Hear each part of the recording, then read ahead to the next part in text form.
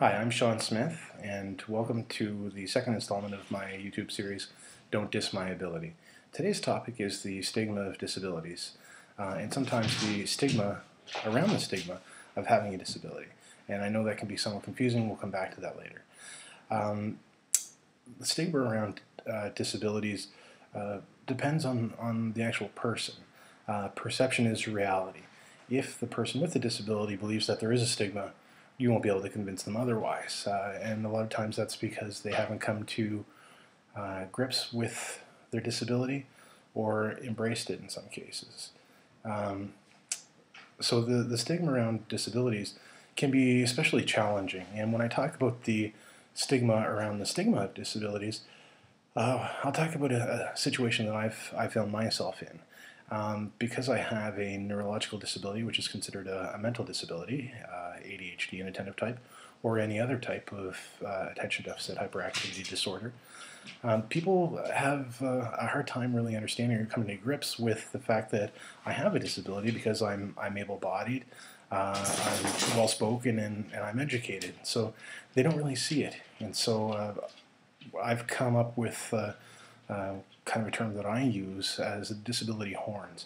Unless people can actually see what the disability is, they have a really hard time understanding or accepting it.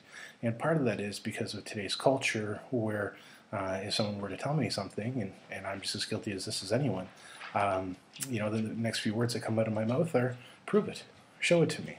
And when we talk about mental, psychological disorders, neurological, that's very difficult to do.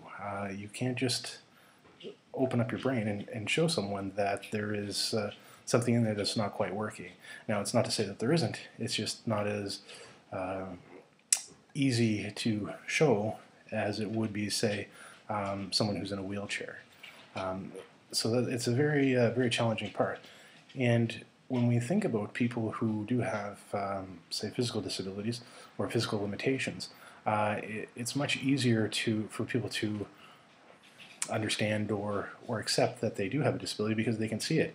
But even with that, when people do see someone, say, in a wheelchair, their mind automatically goes to a stereotype of how that must have happened. And so already they've prejudged someone based on what they can see rather than taking the time to get to know the person. Because more often than not, there's a story behind the person's disability that makes them unique. And so to talk about my own experience, the stigma surrounding the stigma of disabilities. So again, when people see me, they don't really understand that I have ADHD and attentive type. But what they don't know is the struggles that I've encountered. Going through the public education system, I struggled at every level, elementary school, junior high, and high school. I found high school particularly challenging.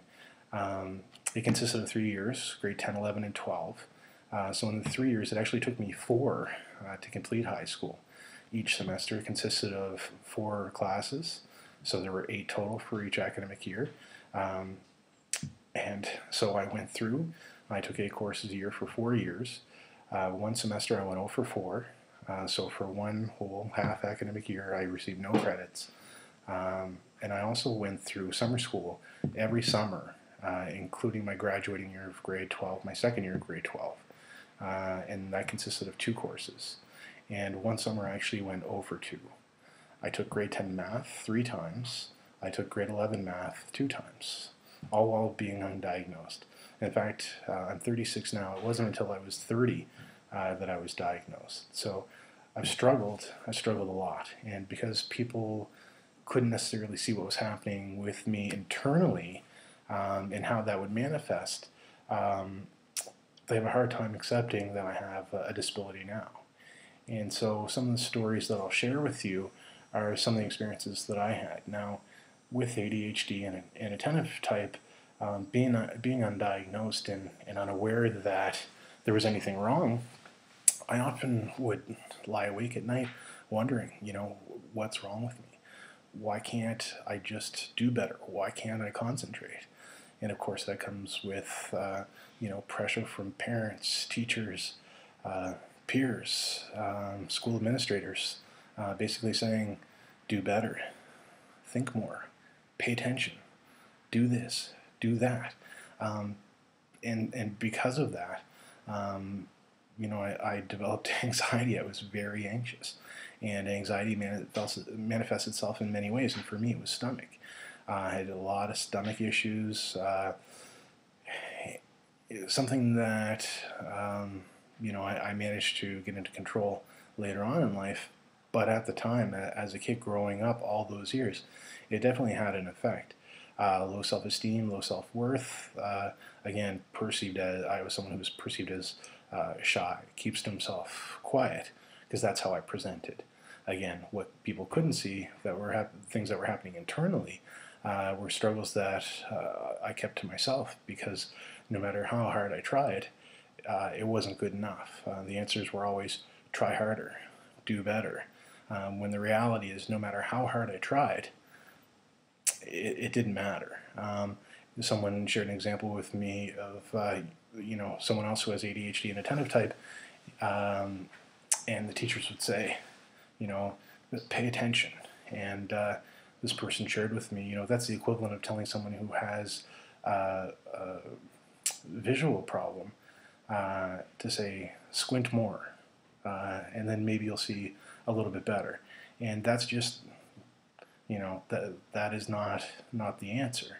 There are combinations, different things that we can do to help people with visual impairments. However, saying squint more or telling someone with ADHD, no matter what combination or type it is, to say, focus, think harder, those just are not practical solutions to a much larger issue. So, for me, sharing my stories and all the intricacies or tips and tricks that I've learned along the way are quite unique.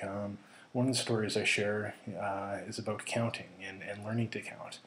And again, keeping this internally, failing grade 10 math 3 times is, that provides a small snapshot to a much larger picture. Math doesn't end or begin in the classroom. Math is something I struggled with all my life, and I'm borderline math learning disorder, but not diagnosed. So when I would do math, no matter what grade level I was at, it would be as if I would do the same question, and while I would do maybe 2 or 3 similar questions, different numbers, it would almost be as though someone flicked off the lights, erased all my work from my brain or the paper, turned the lights back on, and I was expected to begin my work. And I couldn't do it. And so for me, most people can't say, I learned to read or count on any particular day or time. And I actually can. I'll share another story with you before I get to how I learned to count and do arithmetic in my head. As a kid, I really couldn't count. And it was something that I didn't necessarily tell anyone, but I also figured it would come out in my work. So when it came to doing equations in my head, and I use this example a lot now, when I would have change in my pockets, I couldn't count it.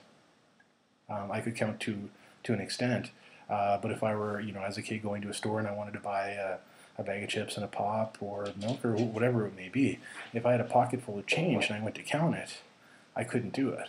I would start, and basically what would happen is there would be some type of stimuli, whether it be sound from a cooler, or someone snapping their fingers, someone tapping their feet, someone walking by. Maybe it could be any type of scent, good, bad, whatever it may be. The stimuli that happened basically worked as that switch that turned on and turned off and erased the work from my memory or my brain as I was trying to calculate. And so what would happen is I would keep trying to count the change, but because of the stimuli, the process just kept repeating itself. And so what would eventually happen is I would get frustrated or angry. I'd put the change back in my pocket and I'd walk away. The only time I would buy something is if I knew I had a lot of bigger coins in my pocket, or potentially a bill, where I knew that paying for the item wouldn't it wouldn't be a question. I wouldn't be turned away or embarrassed because I didn't have enough. So to come back full circle to where I learned to count and how. When I was 24, I got a job as a blackjack dealer, and it scared the death out of me, the idea that I would have a job that was based on counting. But when I got the job, I had to go to dealer school, which was a really, really neat experience. So my girlfriend at the time, my wife now, we packed up and we moved to California and worked in State Line, Nevada. And so I had a job at a large casino, and part of my training was to attend dealer school, which I did for 2 weeks. And in dealer school, it was a really neat concept of how they get you to do math. And essentially what they do is when you do math, you do it with poker chips. And so I learned to add, subtract, divide, and multiply using the poker chips. And because I was able to manipulate something, I had something tactile to move around, to shift and reconfigure, I was able to do the math. And math that I wasn't able to do before, I was no longer anxious about doing because I could do it with this in a tactile fashion. Now, what was really neat about this concept was as I worked there and I got better at sorting, manipulating, adding, subtracting all these chips, I was able to then take the same type of mentality and use it in my head. And basically what it would be if there was $100 in chips and they were $25 chips, that would be 4 chips. I could divide in 2 stacks of 50, and then break them down however I needed to be. And so using that type of math in my head, first I had to use the chips. So growing up, not knowing that there was another way to do math, it doesn't just have to be in your head, was an eye-opening experience for me, and one that changed my life. That's it for today. I hope to get on here and make another video shortly and be able to post. If you have any questions or comments, please feel free and I'll answer them as best I can. Take care and thanks for watching.